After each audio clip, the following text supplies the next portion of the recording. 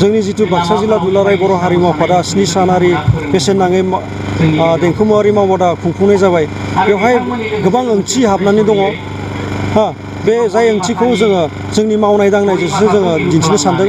जेरैहाय बर' थुनलाइ आफाद आरो दुलाराय बर' फरायसा आफाद बेफोरबायदि आफादा जेरैबायदि बर' समाजनि मोनसे सिनस्रि बायदि आफाद, बेबायदिनो दुलाराय बर' हारिमु आफादाबो बेबायदि मोनसे बर' जाथिनि बा बर' समाजनि मोनसे आफाद।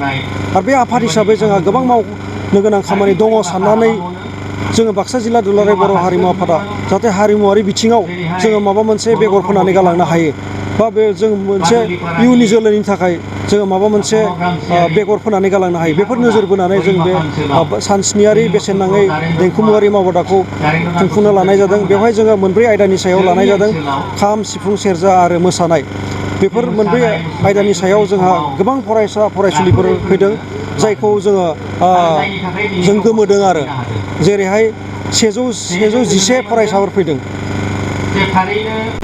गुबैयै बागुरुम्बा मोसानायखौ फोरोंनाय जादों।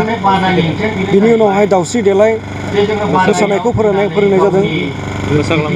बिनि उनावहाय मोसाग्लांनाय, रोनसोनद्रि मोसाग्लांनाय बेफोरबायदि मोसानायखौ फोरोंनाय जादों।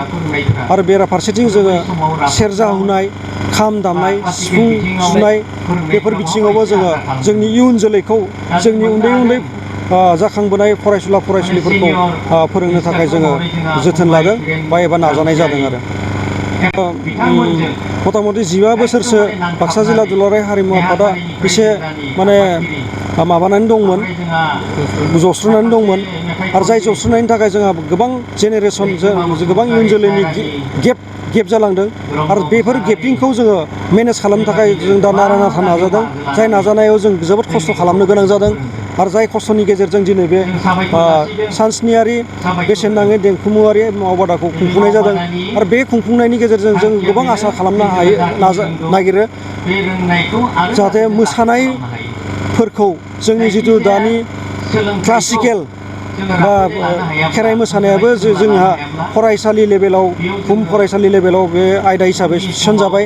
जाय थिसनजानाय फरायसालियाव लाजानाय आयदानि मोसानायखौ जाहाथे जोंनि दानि जेनेरेसना लानो हायो।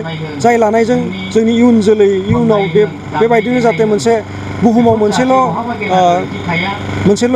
स्टाइलजों जाहाथे मोसानाय जायो, बेफोरखौ नोजोर बोनानै जोंनि ओनसोलनि बाक्सा जिल्ला दुलाराय बर' हारिमु आफादनि बेन्दोङाव थानाय फरायसुला फरायसुलिफोरखौ बेफोर फोरोंनाय जादों आरो मावबादानि गेजेरजों।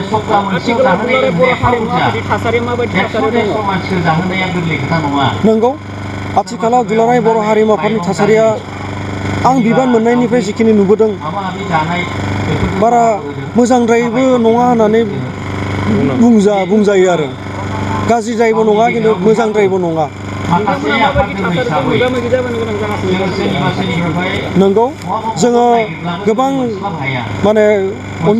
फाइनेन्सियेलि, रांखान्थियारि बिथिङाव जोङो जोबोद लोरबां थासारिजों फैनांगौ जादों। जाय थासारिया जोंखौ मालाबा नार्भास खालामो, अब्लाबो जोंनि गोसो मोदोम बोलो बेफोर नोजोर बोनानै बा जोंनि जाथिनि थाखाय साननाय हनायखौ जोङो मेलेमाव सोना लानानै जोङो गावनि नाजानायजों, गावनि थाखा फैसानि गेजेरजोंनो, जोंनि सोद्रोमाफोरनि एफा एनै दान बान्थानि कालेक्सननि गेजेरजोंनो जोङो बेफोर खामानिफोरखौ मावफुंनायखौ जोङो नागाराखै। जोङो गोबां बाक्सा जिल्लाया गोबां खामानि मावबोबाय। दुलाराय बर' हारिमु आफादा मोनसे बर' हारिनि मोनसे आफाद। बे आफादखौ फोथांना लाखिनायाव नोंथांमोना सरकारनिफ्राय माबायदि मदद मोननायखौ लुबैयो? मोजां सोंथिखौनो सोंनाय जादों। दुलाराय बर' हारिमु आफाद बाक्सा जिल्ला कमिटि हिसाबै जि जाथिनि थाखाय जिखिनि मावबोनो जोङो ओंखारबोदों, बेफोरनि बेलायाव खिन्थु जोङो सरकारनिफ्राय दासिमबो जेबो अनसुंथाइ मोननाय जायाखै। बेनो जों मालाबा गोसो दुखु नाङो आरो। सरकारनिफ्राय जोङो खायसे अनसुंथाइफोरखौ मोननो जोङो लुबैयो, हेफाजाब लुबैयो। जाय अनसुंथाइनि बा जाय अनसुंथाइनि हेफाजाबैनो जोङो हयथ' जोबोद थुलुंगानाय मोननोबो हागौमोन। जाय थुलुंगाया जोङो खामानि मावनायाव जोंखौ थुलुंगाखां होगौमोन। जाय मावनायजों जोङो इयुन जोलैखौ जोङो गोबां जाथिनि जानानै जोङो मावफुंनानै होनो गालांनो हागौमोन आरो। मोनसे फोसावथाय। क'क्राझार जिल्लानि सिङाव थानाय दा रियेलिटी पाब्लिक स्कुलाव पाब्लिक रिलेशन अफिसारनि गोनांथि जादों। गोसो गुदुं बिजाथिफोरा थाबैनो जगाजग खालामनो हागोन।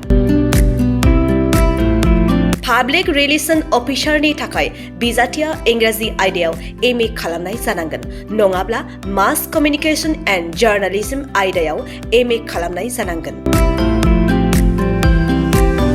बिनि थाखाय जेबो एक्सपिरियेन्सनि गोनांथि गैया। डिग्री गोनां बिजाथिफोरा बयबो एप्लाइ खालामनो हागोन।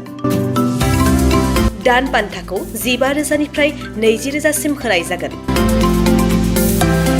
गोसो गुदुं बिजाथिफोरा relativepublicschool@gmail.com आव मेसेज हरनो हागोन नङाब्ला 9435293000 जानबुं अनजिमायाव जगाजग खालामहरनो हागोन।